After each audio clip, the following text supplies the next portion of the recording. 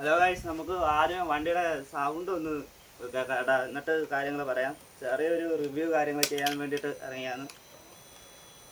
Fuel injection കൊണ്ട് അതൊന്ന് ഓണാകാൻ വേണ്ടി വെയിറ്റ് ചെയ്യുക. അങ്ങനെ തോന്നുന്നു പറയാനേ. അത് ഞാൻ പറഞ്ഞത് തെറ്റിപ്പോയിട്ടുണ്ടെങ്കിൽ നിങ്ങൾ കമൻറ്റ് ചെയ്യുക, അതിൻ്റെ കറക്റ്റ് പേര് കാര്യങ്ങൾ.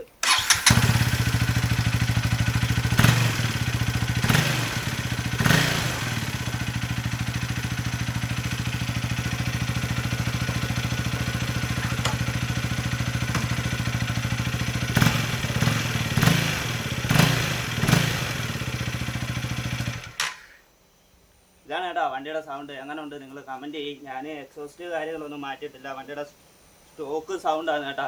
അതായത് വണ്ടി ഇപ്പോൾ ഏകദേശം 3000 കിലോമീറ്ററായി. 5000 ആകുമ്പോഴത്തേക്ക് വണ്ടി സർവീസ് ആകും കേട്ടോ.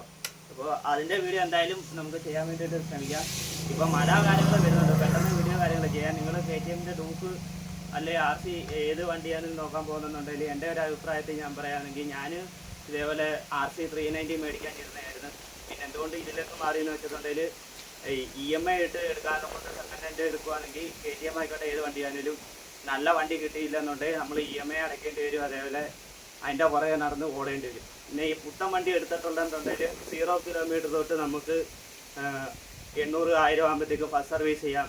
അതേപോലെ നിങ്ങളുടെ വിശ്വാസപ്രകാരം അമ്പലത്തിലോ പള്ളിയിലോ അവിടെയൊക്കെ പോയി വണ്ടി പൂജ ചെയ്യാം.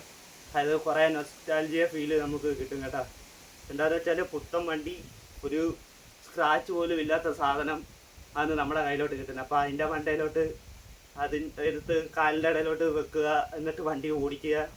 ഇങ്ങനെ നൈസ് ആയിട്ട് ഒരു പാട്ടൊക്കെ പാടി ചില്ലായിട്ട് വണ്ടി കൊണ്ട് നടക്കുമ്പോൾ കിട്ടുന്നൊരു ഫീലുണ്ടല്ലോ, അത് സെക്കൻഡ് ഹാൻഡ് വണ്ടി മേടിച്ചിട്ടുണ്ടെങ്കിൽ കിട്ടുമെന്നായിരുന്നായിരിക്കും.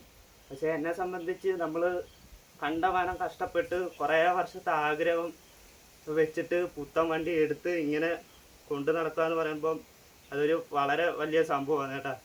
പിന്നെ RC 390 മേടിക്കാത്ത ഈ ഒരു കാരണം, പിന്നെ ഓൾറെഡി നമ്മൾ ഇച്ചിരി വണ്ടി ജോലി കാര്യങ്ങളൊക്കെ പോകുമ്പോൾ ലോങ് കാര്യങ്ങളാണ് പോകുന്നത്. അപ്പം അങ്ങനെ പറ്റത്തില്ല. അങ്ങനെ ഇത് പിന്നെ എനിക്ക് വണ്ടിയുടെ ബാക്കിലത്തെ ഫ്രെയിം ഈ ഡൂക്ക് ഇറങ്ങിയ Gen 3 ഡൂക്ക് ഇറങ്ങിയ സമയത്തെ ഇഷ്ടപ്പെട്ട് അങ്ങനെ കൂടാണ് കേട്ടോ. പിന്നെ ഇതിൻ്റെ സസ്പെൻഷൻ വരുന്നത് അഡ്ജസ്റ്റബിൾ അല്ല. ഡൂക്ക് 350, അതായത് പുതിയ 390 350cc ക്കകത്ത് സോഫ്റ്റ് ഇത് അഡ്ജസ്റ്റബിൾ ചെയ്യാൻ പറ്റും. ഇത് ജസ്റ്റ് ലോക്കൽ അഡ്ജസ്റ്റ്മെൻറ്റാണ്. ഇത് മറ്റേ പൾസറിൻ്റെ പ്ലാറ്റിനയുടെ ഒക്കെ വരുന്ന ഒരു ചെറിയ ക്ലിക്ക് മാത്രമേ ഉള്ളൂ. അല്ലാതെ സോഫ്റ്റ് ഹാർഡ് സസ്പെൻഷൻ അഡ്ജസ്റ്റബിൾ അല്ല കേട്ടോ.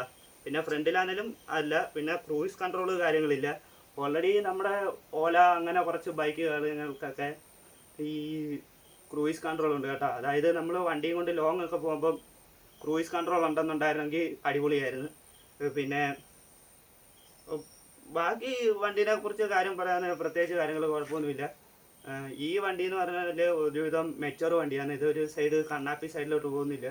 എനിക്ക് തോന്നുന്നത് ഏകദേശം വണ്ടിയല്ല കണ്ണാപ്പി, നമ്മൾ ആൾക്കാരാണ് കണ്ണാപ്പി. അതായത് ഡൂക്ക് അല്ല, ഇനി ഏത് മറ്റേ RS100 ആയിക്കോട്ടെ, RD 350 ആയിട്ടെ, ഹിമാലയൻ ആയിക്കോട്ടെ, ഏതാണേലും വണ്ടി ഒരിക്കലും കണ്ണാപ്പി ആകത്തില്ല. അത് വണ്ടി ഓടിക്കുന്നവരുടെ ആ ഒരു രീതിയിലാണ്. അതിപ്പോൾ ഇൻ്റർനാഷണൽ സൈഡിലോട്ട് പോകാനേലും എല്ലായിടത്തും ഈ പറഞ്ഞ കണ്ണാപ്പികളുണ്ട്, അവർക്കും വണ്ടി ഓടിക്കണ്ടേ.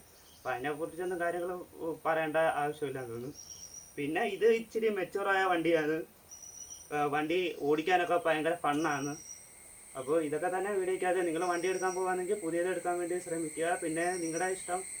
വണ്ടി എടുക്കുമ്പോൾ സൂക്ഷിച്ചും കണ്ടും ചെറുകെ ഓടിക്കുകയാണെങ്കിൽ ഈ ബെറ്റർ ആയിരിക്കും. അതായത് ഒരു 60-65 കിലോമീറ്റർ, നമ്മുടെ കേരളത്തിൽ 70-60 കിലോമീറ്റർ കണ്ട് വണ്ടി സ്പീഡ് പോകാൻ കൊണ്ടുള്ള പെർമിഷൻ ഉള്ളതെന്ന് തോന്നുന്നു.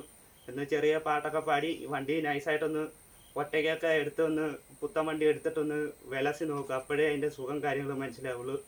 അപ്പോൾ പിന്നെ നമ്മുടെ വീഡിയോസ് കാര്യത്തിന് വ്യൂസ് കാര്യങ്ങളൊന്നും കിട്ടില്ല. അപ്പം വീഡിയോ കാണുന്നുണ്ടെന്നുണ്ടെങ്കിൽ നിങ്ങൾക്ക് വീഡിയോ ഇഷ്ടമായാലും ഒന്ന് ലൈക്ക് ചെയ്യുക. അതേപോലെ ഷെയർ, സബ്സ്ക്രൈബ്, കമൻറ്റ് ഒക്കെ ചെയ്യാം.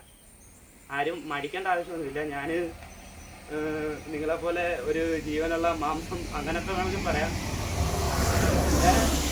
ഈ ഈഗോ അടിച്ച് ലൈക്ക്, ഷെയർ, സബ്സ്ക്രൈബ് ചെയ്യാൻ താല്പര്യമില്ലാത്തവർക്ക് ചെയ്യേണ്ട. നമ്മളാരെയും നിർബന്ധിക്കുന്നില്ല. എൻ്റെ വീഡിയോയ്ക്ക് ഇപ്പോൾ ഒരു 0 വ്യൂസ് ആണെങ്കിലും നമുക്ക് വീഡിയോ ചെയ്യാൻ താല്പര്യം ഉണ്ടെങ്കിൽ ചെയ്യും.